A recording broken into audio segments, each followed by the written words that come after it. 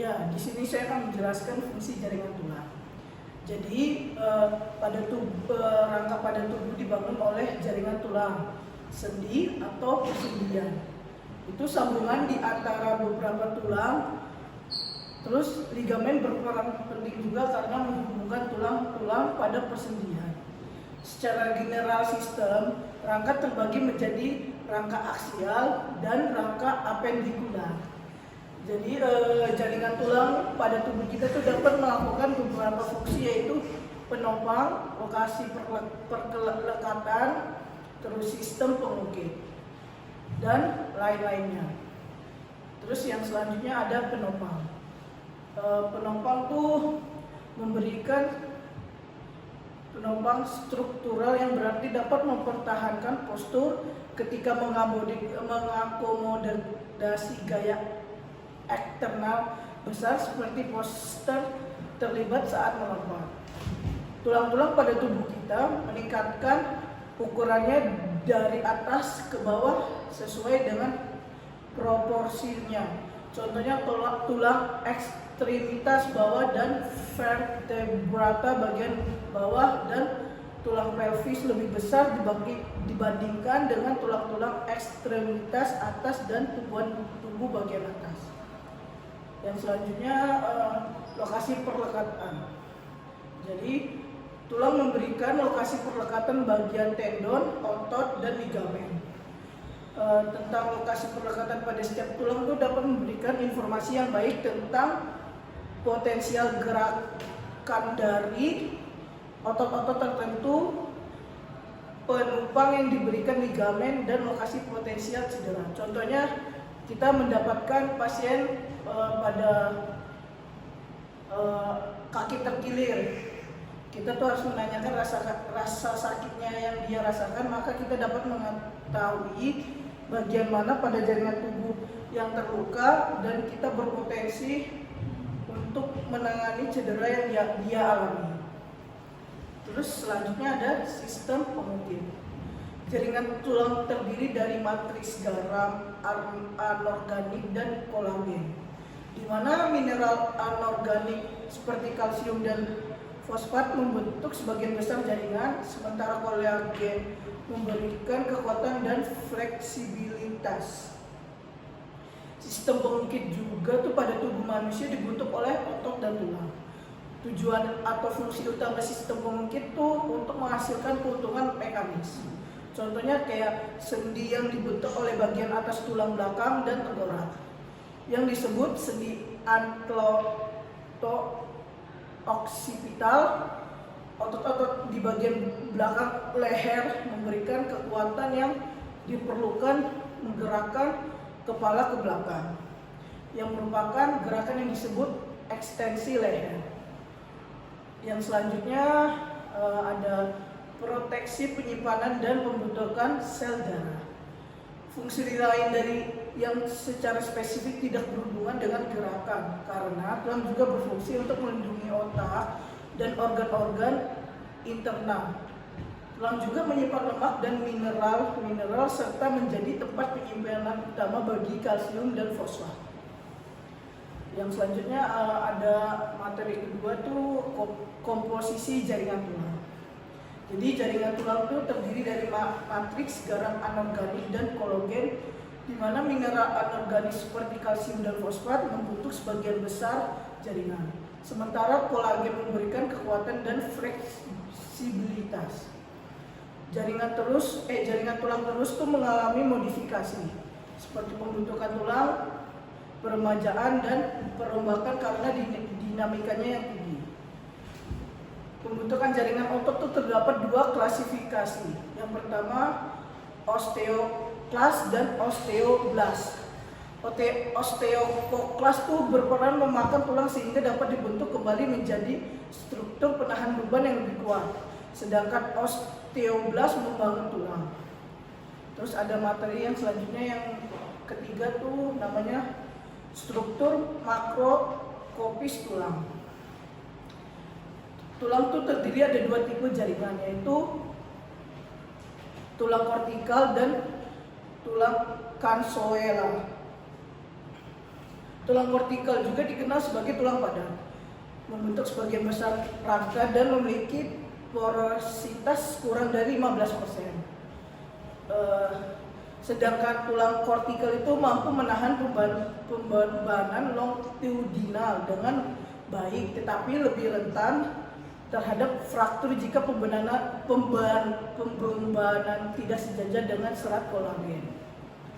Terus tulang kanselosa dalam tulang kortikal memiliki porositas lebih besar dari 70% dan terdiri dari struktur seperti jeruji yang disebut trabekula. Meskipun lebih lemah dari tulang kortikal, tulang kanselosa memiliki kapasitas penyimpanan energi yang tinggi dan responsif terhadap stimuli serta memiliki laju peremajaan yang lebih tinggi. Dan selanjutnya yang keempat materinya itu ada klasifikasi anatomi tulang. Jadi klasifikasi anatomi tulang ada mencakup dua bagian yang terdiri dari tengkorak, sistem skeletal median, dan sternum, dan apendikular pada gelang bahu, panggul, lengan, dan tumai. Keempat tipe tulang utama adalah tulang panjang, pendek, pipih, dan tidak beraturan. Masing-masing ada fungsi spesifiknya.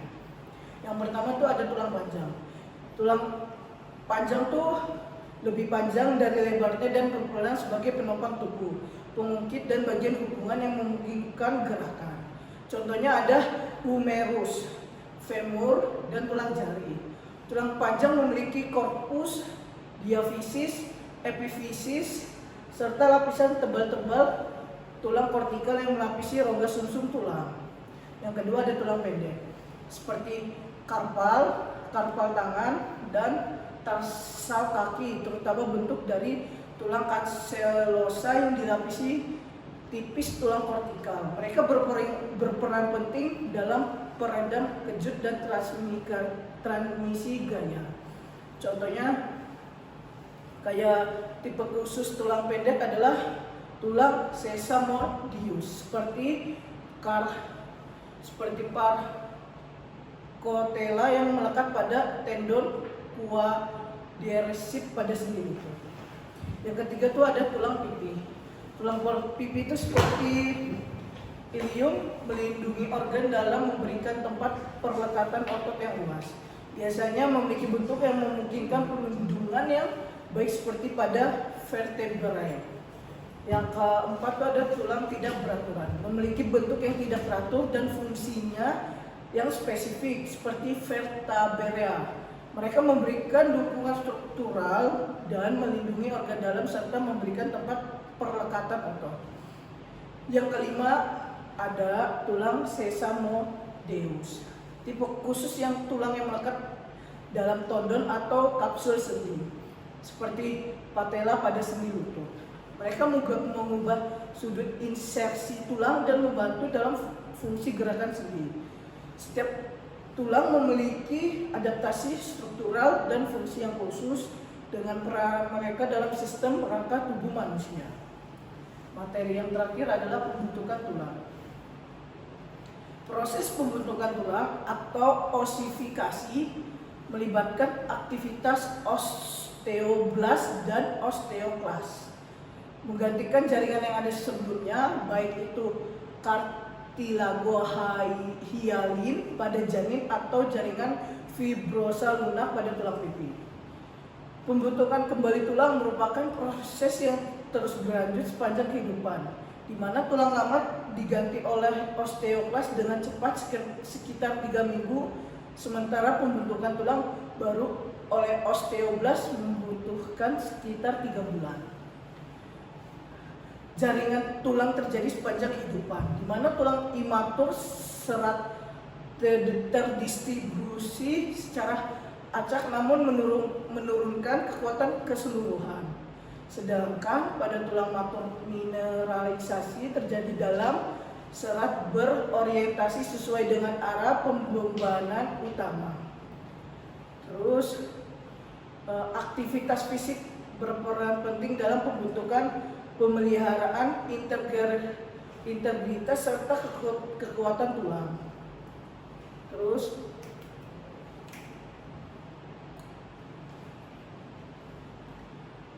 ada kehilangan tulang akibat penurunan aktivitas dapat disignifikan, misalnya saat dapat difikasi atau tirah baring, massa tulang dapat diresorpsi menyebabkan penurunan massa dan penipisan tulang. Yang terakhir itu ada osteoporosis, adalah penyakit di mana resorpsi tulang melebihi depresi tulang, menyebabkan pada tulang kerapuhan. Ini dapat menyebabkan seperti fraktur vertebra osteoporotik yang terjadi bahkan dengan tindakan sederhana seperti membuka jendela atau bangkit dari kursi.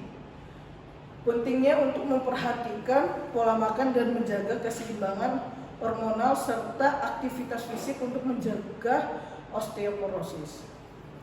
Terima kasih.